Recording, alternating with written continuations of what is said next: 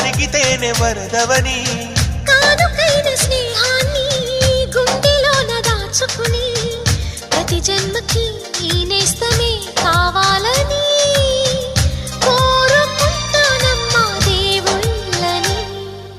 కొమ్మ కొమ్మ విన్నావమ్మ కోయిల వస్తుంది